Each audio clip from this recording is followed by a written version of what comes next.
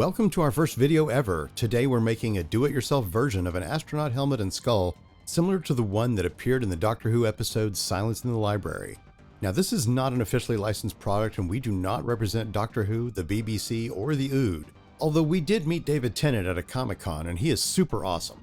So since we're practically besties, I thought I'd make this project in honor of one of the best, if not the best, of the Doctors. I bought this Astro Skull at Home Goods, and upon seeing it I immediately thought of Doctor Who.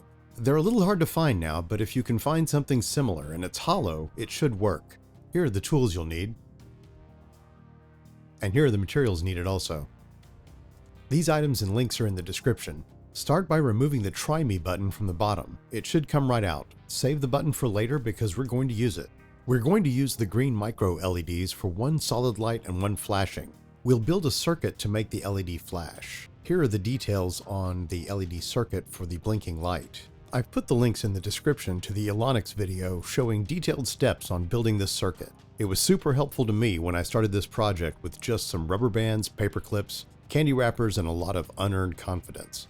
I put circuit details for this project in the description. In his circuit diagram, I replaced the 220R resistor with the 126 ohm one. Once you have a working prototype on a breadboard, you'll need to solder all the parts together the same way they are connected on the breadboard. I used heat shrink tubing and a heat gun on most of the soldered connections throughout this project.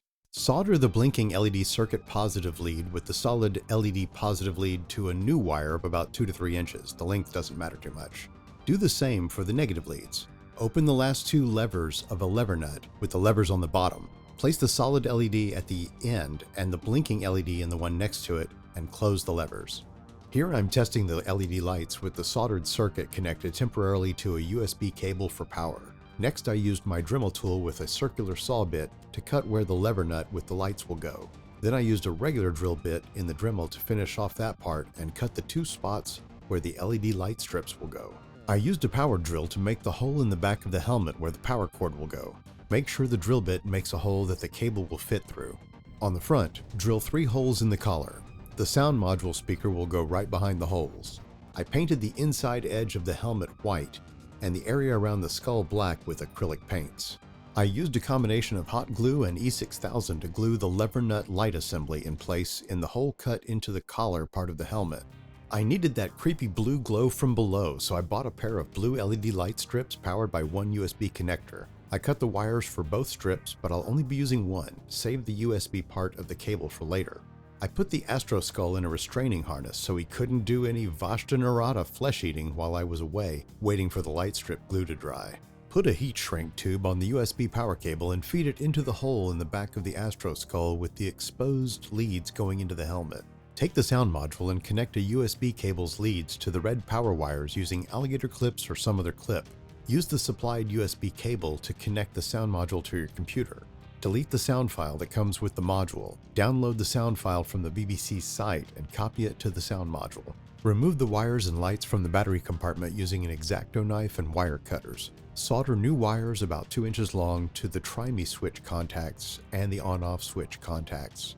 Cut the wires on the sound module close to the button. Solder the button wires still attached to the sound module to the Try Me switch wires.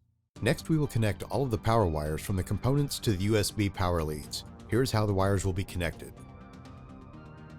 The speaker for the sound module will go behind the 3 holes we drilled on the collar earlier. Cut 2 pieces of Velcro about ½ an inch wide. Separate the 2 sides of each and stick them to the material strip on either end.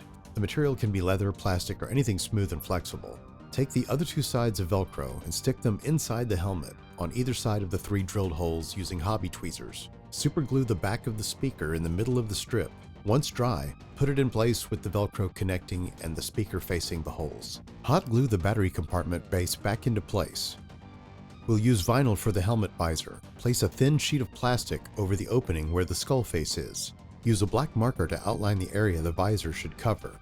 Cut out the marked area and lay it over the vinyl. Use it as a template to cut the vinyl. Check how the vinyl fits and cut a little off the edges until it does. Superglue it into place and hold it until the glue has dried enough to hold on its own. Take the USB connector from the strip lights and remove the wiring from the metal piece. Superglue it to the collar next to the lever nut light assembly and glue a black plastic washer on top. Take the try me button from earlier and pry it open. Take out the batteries and press the battery contacts down together. Place 1 or 2 plastic washers and hot glue them in place. Replace the cover. Plug the try me switch back into the base and you're done. Plug the USB power cable in, turn the switch on underneath, and push the try me button to hear the sound file play.